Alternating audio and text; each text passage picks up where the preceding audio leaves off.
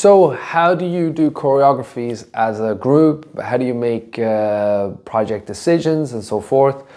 Well, that's a big question. Now, the way that before, at the beginning, I was making all the decisions, all the calls, for the better and for the worse.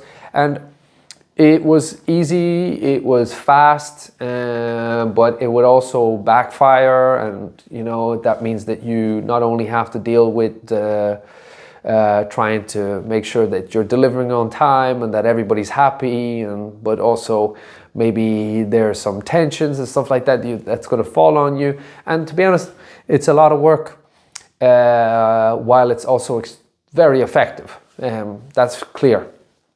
But there are other ways of doing things, and we've switched to a more project-based approach. And essentially what that means is like, okay, as a team, as a group, we can say, hey, I'd like to take this project. I have this idea as a project. And the way that I would like to lead this project is that everybody helps me take a decision and that it's more consensus-based and so forth. And so it's very clear. So one, you said, I have this project. Two, you're leading the project. And three, you're establishing what's the methodology for taking decision within that project.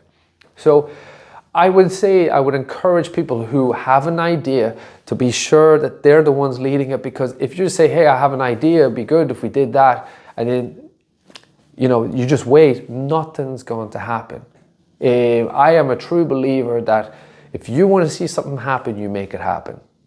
That's it, right? Don't just say, oh, but I talked about this years ago. Yeah, but did you do anything about it? You know, so be a doer, be much more of a doer, and to bring, then you can, as you're doing, then you ask people to commit to it or to bring forward, but already establish things. Hey, I'd like to do this project. When are you free? I'll book a room, blah, blah, blah. You know, you just get the ball rolling. And then when you book the room, the next thing you do it and you set the date for when the project's going to happen. And I assure you that's when things will really start get moving and you'll get people on board.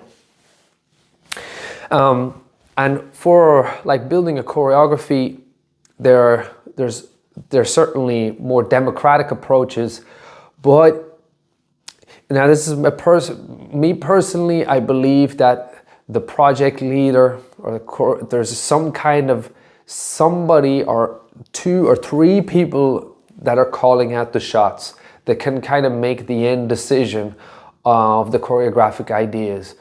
Well, it doesn't matter. I mean, everybody can bring in, but that's one way. There's somebody kind of overseeing everything so that there's some coherence. Now, within that choreography, nothing stops people from going, hey, I have this part in the choreography. When the music goes like that, it goes on for a whole chorus or two choruses. I'd like you to do something. I like you, can you take care of it? Or, you know, you'd ask, hey, does anybody want to take care of that? And somebody say, hey, I have an idea. And it's like, okay, good. Can you propose something? So they come and they propose something. And if you made that clear that you were the person to kind of call on the shot to say, actually, I'm not sure that fits, or that's a fantastic idea. Can you develop it further? Or, you know, whatever it is. But just make it very clear what is the decision-making process and who is truly like the project manager, you know, the one putting in this, making sure that it happens. And sometimes the project manager, again, doesn't need to be in a single individual. It can be a group of people. Yeah. And you can delegate different parts of a choreography if you want to do something where there's different ideas to it. And there's not any perfect solution. There are going to be frustrations. There are going to be some tensions. There are going to be this and that. It's going to take more time as well the more democratic the process it is.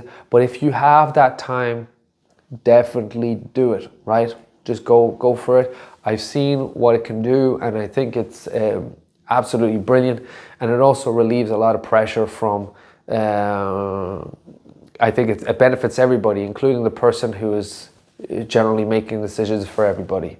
Because now we all took the decision as a group. The way that I personally like choreographies in jazz and Lindy hop, I call this like the Sandy type, which is to divide a song into different parts and then have different sub-choreographic ideas. So essentially like, there's a music change, now we can go into jazz. There's a music change, now we can go into a single spotlight.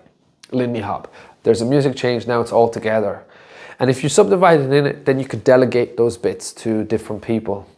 And it's a great way. It's very entertaining also for people. But maybe if this is something that you're interested in, don't hesitate to leave a comment, and maybe I'll make a very specific video on that, and with some precise ideas and examples. So guys, this is the end of it. I hope this was helpful. If you feel this could be helpful for anybody else, please share it with them. And if you have any questions or just simply want to say if this was helpful to you, please leave a comment below. And yeah, maybe I'll do some more videos like these if you find that interesting. So I'll see you around. Take care and keep jazzing hard.